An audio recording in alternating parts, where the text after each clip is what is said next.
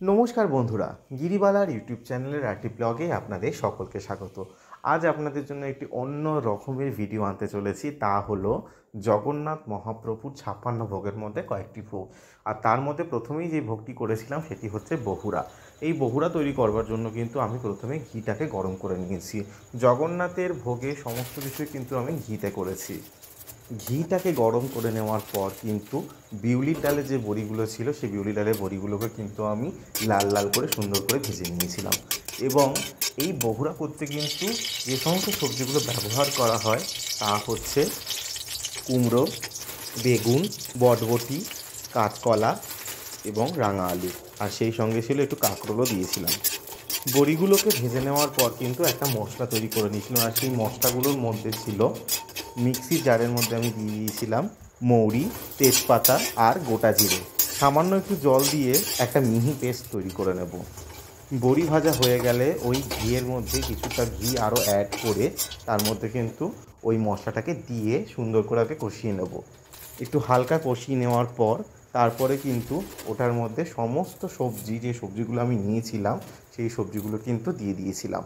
আমি এখানে রাঙা আলু ব্যবহার করেছি, কারণ জগন্নাথের প্রসাদে কিন্তু আলু ব্যবহার করা যায় না। জগন্নাথের মহাপ্রসাদে কিন্তু অনেক সবজি আছে যেগুলো কিন্তু ব্যবহার করা যায় না। তার মধ্যে হচ্ছে টমেটো, বাঁধাকপি, ফুলকপি, গাজর, ক্যাপসিকাম এবং লঙ্কা এবং আলু, এই সমস্ত কিছু কিন্তু ব্যবহার করা যায় না। তো সেই কারণের জন্য কিন্তু এগুলোকে না দিয়েই কিন্তু আমি তরকারিটা তৈরি করে নিয়েছিলাম। সবজিগুলোকে এক এক করে দিয়ে তারপর সুন্দর করে ভাজতে শুরু করেছিলাম। সবজিগুলোকে মশলার সাথে ভালো করে কষে নেওয়ার পর কিন্তু আমি একটা ঢাকা চাপা দিয়ে দিয়েছিলাম, কারণ সবজিগুলো মধ্যে তো একটু টাইম লাগবে। আর সেই সময় কিন্তু আমি চাটনি করে নিয়েছিলাম। জগন্নাথের ভোগে কিন্তু খেজুর ব্যবহার করা যায় না, তাই আমসত্ত্ব খেজুরের যে চাটনি হয় সেই চাটনি কিন্তু আমি করিনি। সেখানে কিন্তু আমি জলপাইয়ের চাটনি করেছিলাম। প্রথমে কড়াটা বসিয়ে নেওয়ার পর কিন্তু ঘি গরম করে নিয়েছিলাম এবং ঘিয়ের মধ্যে কিন্তু একটু সর্ষে ফোড়ন দিয়েছি এবং সর্ষে ফোড়ন দিয়ে তারপর কিন্তু সেদ্ধ করা যে জলপাইটা ছিল সেই জলপাইটাকে দিয়ে সুন্দর করে আগে একটু কষিয়ে নিয়েছিলাম। এখানে সমস্ত রান্নাই কিন্তু আমি ঘিতে করেছি। জলপাইটাকে হালকা একটুখানি কষিয়ে নেওয়ার পর কিন্তু সামান্য একটু নুন দিয়েছি এবং তারপর কিন্তু দিয়ে দিয়েছিলাম আখের গুড়। জগন্নাথের ভোগে কিন্তু কোনো রকমভাবে চিনি ব্যবহার করা যায় না, সমস্ত রান্নাই হয় কিন্তু আখের গুড়ে। তো সেই কারণের জন্যই আমি আখের গুড় দিয়ে দিয়েছিলাম এবং তারপর কিন্তু দিয়ে দিয়েছিলাম কিশমিশ। চাটনিটা একটু ফুটে উঠলে তারপর কিন্তু সুন্দরভাবে সার্ভ করে দিয়েছিলাম মাটির বাটির মধ্যে। অন্যদিকে সবজিটা মজে এলে তার মধ্যে জিরের গুঁড়ো, ধনের গুঁড়ো, হলুদের গুঁড়ো, স্বাদ মতো নুন, নারকেল কোড়া এবং ভেজানো ছোলা, এটাও কিন্তু আমি দিয়ে দিয়েছিলাম। জগন্নাথের ভোগের অনেক ভোগে আছে, সেই ভোগগুলোর মধ্যে কিন্তু নারকেল ব্যবহার করা হয়। সমস্ত কিছু মশলা দিয়ে নেওয়ার পর কিন্তু আবার কষাবো। সবজিগুলো অনেকটাই মজে আসবে। আর সবজির মধ্যে কিন্তু আলাদা করে আমি জল অ্যাড করিনি। সবজির থেকে যে জলটা বেরোবে সেই জলেই কিন্তু পুরো রান্নাটা হয়ে যায়। মশলা যখন কষাচ্ছিলাম তখনই সামান্য একটু জল দিয়ে দিয়েছিলাম, তাই আর এক্সট্রা করে কিন্তু জল অ্যাড করতে হয়নি। সবজিটা কষানো হয়ে যাওয়ার পর কিন্তু একটা তড়কা দিয়ে নেব। আপনারা হয়তো লক্ষ্য করেছেন এই রান্নাটিতে কিন্তু প্রথমে আমরা কোনো ফোড়ন ব্যবহার করা হয়নি। তো সেই কারণের জন্য সবজি পুরো সেদ্ধ হয়ে গেলে, সমস্ত কিছু কষে গেলে তারপরই কিন্তু আমরা একটা ফোড়ন দেব। আর সেই ফোড়নের জন্য প্রথমেই কড়া বসিয়ে নিয়েছিলাম আর তারপর কিন্তু তাতে দিয়ে দিয়েছিলাম টেবিল স্পুন সামান্য একটু ঘি। ঘিটা গরম হয়ে গেলেই তার মধ্যে দিয়ে দেব মেথি, গোটা সর্ষে। সর্ষে আর মেথিটা একটু হালকা লাল লাল হয়ে গেলেই কিন্তু তার মধ্যে দিয়ে দেব একটু হিং। আর হিংটা দিয়ে দেওয়ার পরই কিন্তু এই ফোড়নটা আমি তরকারিটার মধ্যে দিয়ে দেবো।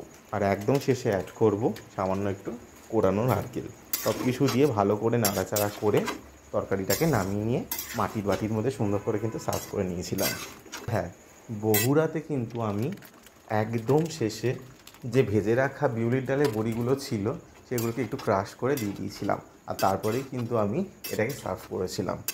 জগন্নাথের মহাপ্রসাদে কিন্তু আমি একটু 5 রকমের ভাজাও দিয়েছিলাম, আর তার মধ্যে কিন্তু ছিল কুমড়ো ভাজা, পটল ভাজা, কাঁচকলা ভাজা, কাঁকরোল ভাজা আর বেগুন ভাজা।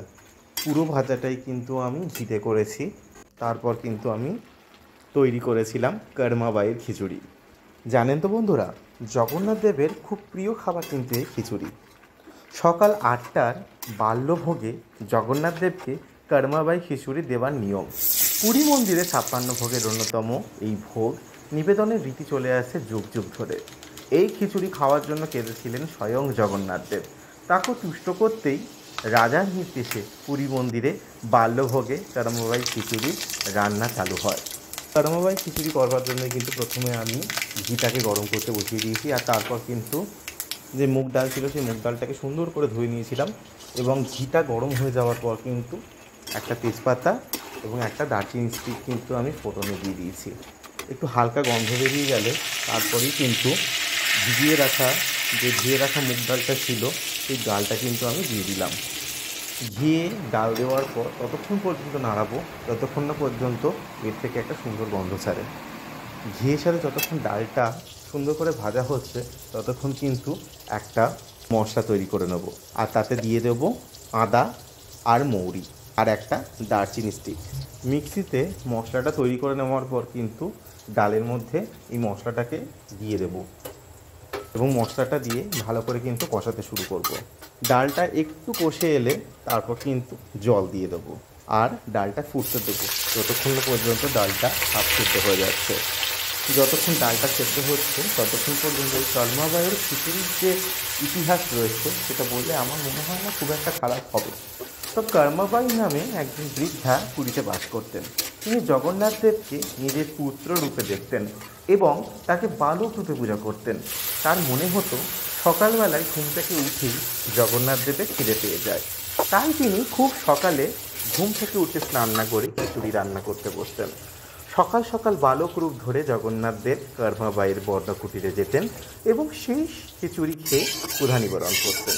এই খিচুড়ির স্বাদ ছিল তার বড়ই প্রিয়। এইভাবেই চলছিল।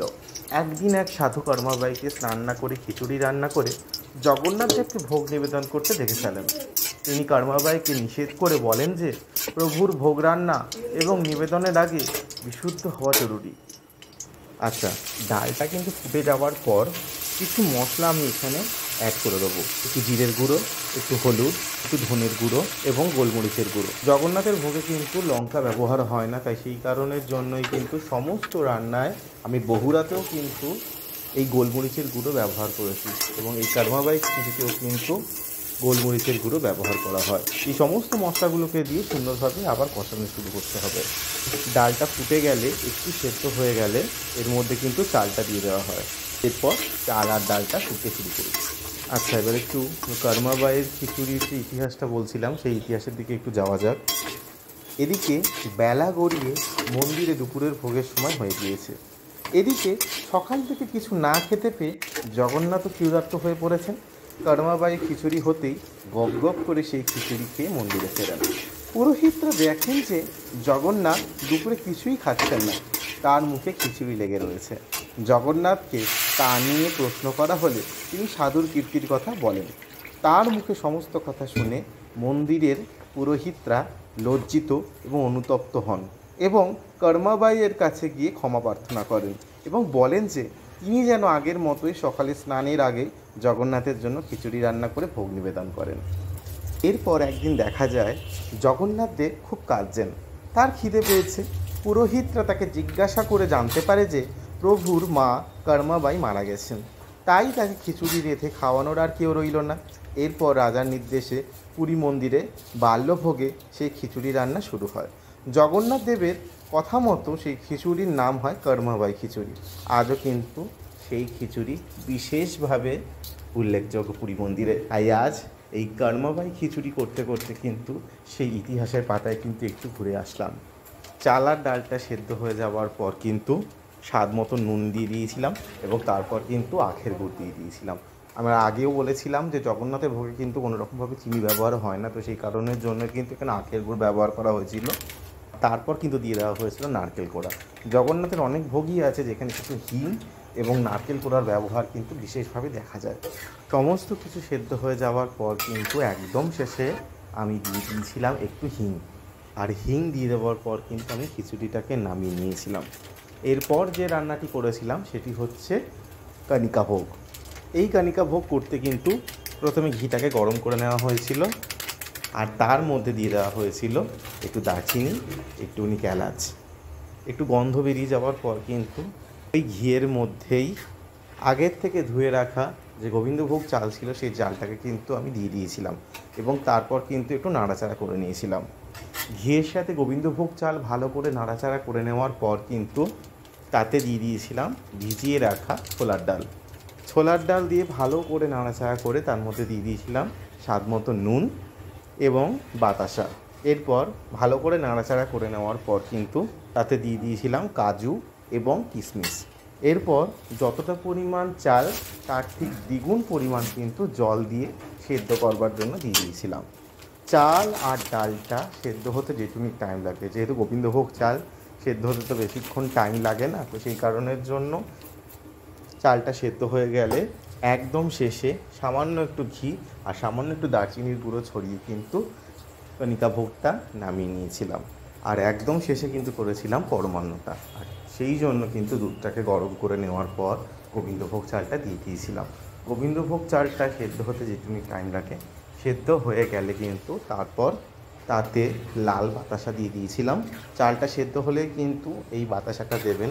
বাতাসাটা যদি আগে পায়েসে দিয়ে দেন তাতে কিন্তু চাল সেদ্ধ হয় না, চালগুলো কিন্তু শীতে হয়ে থাকে। তো সেই কারণের জন্য সবসময় চেষ্টা করবেন পায়েসের চালটা সেদ্ধ হয়ে যাওয়ার পরে কিন্তু মিষ্টি জাতীয় জিনিস কিন্তু দেবেন। বাতাসাটা দিয়ে কিন্তু একটু ফুটতে দিয়েছিলাম, তারপর কিন্তু কাজু আর কিশমিশটা দিয়ে দিয়েছিলাম। একদম শেষে কিন্তু দিয়ে দিয়েছিলাম সামান্য একটু এলাচ। এরপর পায়েসটা নামিয়ে নিয়ে কিন্তু মাটির বাটিতে সার্ভ করে দিয়েছিলাম। জানেন তো বন্ধুরা, এর আগে কিন্তু আমি এই রথযাত্রার দিন জিভে গজা আর খাজা কিন্তু বানিয়ে জগন্নাথকে নিবেদন করতাম, কিন্তু এখন সত্যি কথা বলতে গেলে এত কিছু রান্না করে নেওয়ার পর কিন্তু আবার খাজা গজা বানানোর কিন্তু টাইম থাকে না, কারণ এই সমস্ত কিছু জোগাড় জায়গা করে রান্নাবান্না করে কিন্তু আমাকে পুজোয় বসতে হয়, তো সেখানে তো দেরি হয়ে যাবে। তো সেই কারণের জন্য কিন্তু আমাকে সেই খাজাগুলো কিন্তু কিনে আনতে হয়েছিল দোকান থেকে। আর হ্যাঁ, এই জগন্নাথ মন্দিরে যারা ভোগ রান্না করে মহাপ্রভুর জন্য তারা কিন্তু প্রথমে কিন্তু খেয়ে নেয়, তারপর কিন্তু ভোগ রান্না করতে হবে, এটা কিন্তু নিয়ম। এবং শুধু তাই নয়, জগন্নাথ পুরী মন্দিরে যদি আপনারা পুজো দিতে যান তাহলে কিন্তু প্রথমেই কিন্তু আপনাকে জিজ্ঞাসা করবে আপনারা খেয়েছেন কি না। শুধুমাত্র জগন্নাথ মন্দিরে নয়, কালীঘাট মন্দিরেও কিন্তু যারা ভোগ রান্না করে মায়ের তারা কিন্তু আগে খেয়ে নেবে, তারপরেই কিন্তু মায়ের ভোগ রান্না করতে পারবে তারা। আর মায়ের ভোগ নিবেদন করার আগে কিন্তু কাঙালি ভোজন হয়, আর তারপর কিন্তু মাকে ভোগ নিবেদন করা হয়। এই রীতি কিন্তু বহু বছর ধরে কিন্তু চলে আসছে। জগন্নাথ মহাপ্রভুর জন্য যে ভোগগুলো রান্না করলাম সমস্ত কিছু ডিটেলস আপনাদেরকে দিয়ে দিলাম। আপনারা যদি কোনো দিন যদি মহাপ্রভুর জন্য ভোগ রান্না করেন তাহলে কিন্তু আপনাদের এটাতে উপকৃত হবে। আর হ্যাঁ, কর্মাবাইয়ের খিচুড়ির যে ইতিহাস সেটাও কিন্তু আপনাদের সাথে শেয়ার করলাম। তো ভিডিওটি কেমন হলো প্লিজ কমেন্টের মাধ্যমে কিন্তু জানাতে ভুলবেন না। আর হ্যাঁ, আমার চ্যানেলে যদি প্রথম হয়ে থাকেন তাহলে কিন্তু সাবস্ক্রাইব করতে কিন্তু ভুলবেন না। আজ তাহলে এই পর্যন্তই থাক, ততক্ষণের জন্য ভালো থাকবেন, সুস্থ থাকবেন, খুব সুস্থভাবে রথযাত্রা পালন করবেন। ততক্ষণের জন্য